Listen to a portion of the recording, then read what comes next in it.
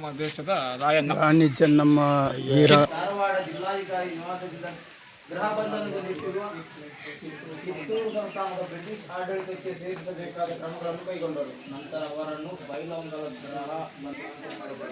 ರಾಣಿ ಚೆನ್ನಮ್ಮ ಜಾನಕಿ ವೀರಣ್ಣ ಅವರಿಗೆ ತಲಾ 10,000 ರೂಪಾಯಿ ವರ್ಷ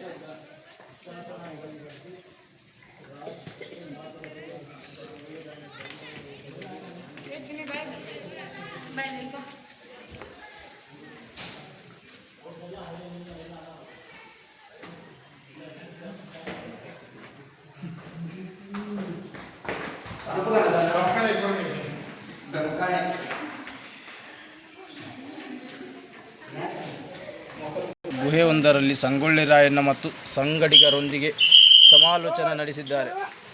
ಹೋರಾಟದ ರೂಪುರೇಷೆಗಳನ್ನು ಅಂತಿಮಗೊಳಿಸಿವೆ. ಗುಹೆಯೊಳಗೆ ಸೈನಿಕರು ಖಡ್ಗ ಬೇಕಾಗಿರುವ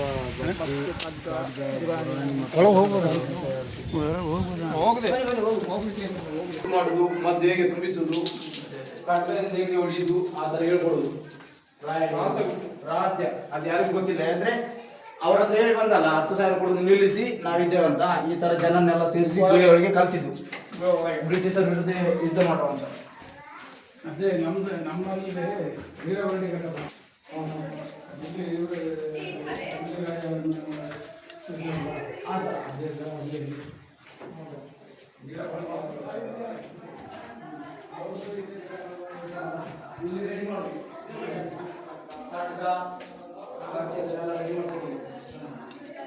ಎಲ್ಲಿ ಹೋದ್ರು ಏನು ತಾರೇನು ಗೊತ್ತ ಆಗ ಇಲ್ಲಿ ರೆಡಿ ಮಾಡ್ತಾರೆ ನೋಡ್ರಿ. ಇಲ್ಲಿ ಕಡ್ಗ ಗಿಡ್ಗ ಎಲ್ಲ ರೆಡಿ ಮಾಡಿ ಸಂಗೊಳ್ಳಿ ರಾಯಣ್ಣ ಜನ ಎಲ್ಲ ಅಟ್ಯಾಕ್ ಮಾಡ್ಲಿಕ್ಕೆ ಈಗ ಬ್ರಿಟಿಷರೊಟ್ಟಿಗೆ ಕಲರ್ ಮಾಡಿ ನೋಡ್ರಿ. ಅದನ್ನ ಬೆಂಕಿ ತರನೇ ಹೆಂಗ್ ಬರ್ಬೇಕಂತ ಮಾಡ್ಯಾರ.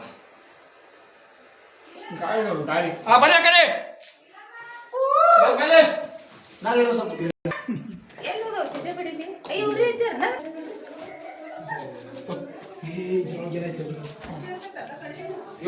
ಒಟ್ಟು ಕಟ್ಟಿಗೆ ಹಾಕುದ ಬಸವಣ್ಣ ಮುಂದೆ ಅಂತ ನಂದೇ ನಿಮಿಷ ಅಲ್ಲ ನಂಗೆ ಐತೆ.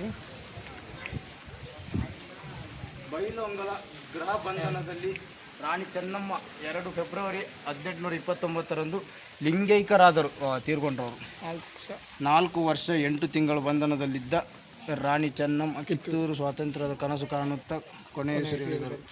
ಆಂಗ್ಲರ ವಿರುದ್ಧದ ಯುದ್ಧದಲ್ಲಿ ಸಿದ್ಧತೆಗಳನ್ನು ರಾಯಣ್ಣ ಮತ್ತು ಸಂಗಡಿಗರು ಮಾರುವೇಷದಲ್ಲಿ ರಾಣಿ ಚೆನ್ನಮ್ಮನವರ ಸಮಾಧಿಗೆ ಬಂದು ನಮಿಸಿ ಪುನಃ ಕಿತ್ತೂರು ಸಂಸ್ಥಾನಕ್ಕೆ ಸಾಧಿಸುವುದಾಗಿ ಪ್ರತಿಜ್ಞೆ ಮಾಡಿದರು. ಅವ್ರದ್ದು ಸಮಾಧಿ ಅದು ಕಿತ್ತೂರು ರಾಣಿ ಚೆನ್ನಮ್ಮ. ಇವರು ಬರುವಷ್ಟರಲ್ಲಿ ಅವರು ಸತ್ತಿದ್ರು. ಅವರು ಸತ್ತ ಮೇಲೆ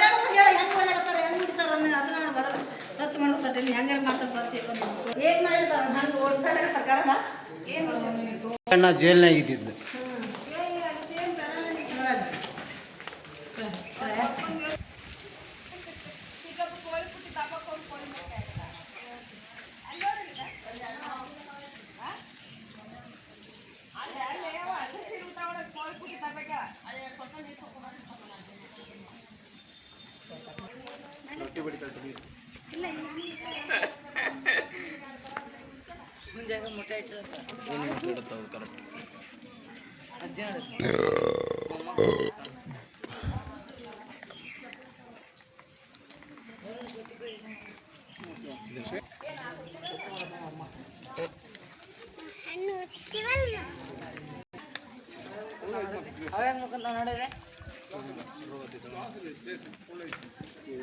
ಸೀನ್ ಮಾಡಿದ್ದೀನಿ ಸರ್.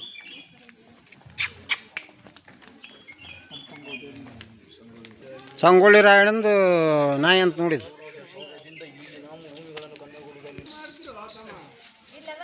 ಏನಾಗ ಬಂದ್ರಲಿ ಅವ್ರಿಗೆ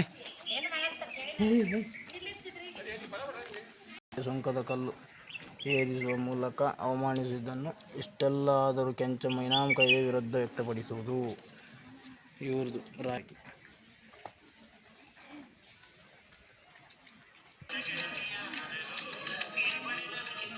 ಅಲ್ರಿ ಸೇಮ್ ಒರಿಜಿನಲ್ ಇದ್ದಂಗೆ ಇದೆ.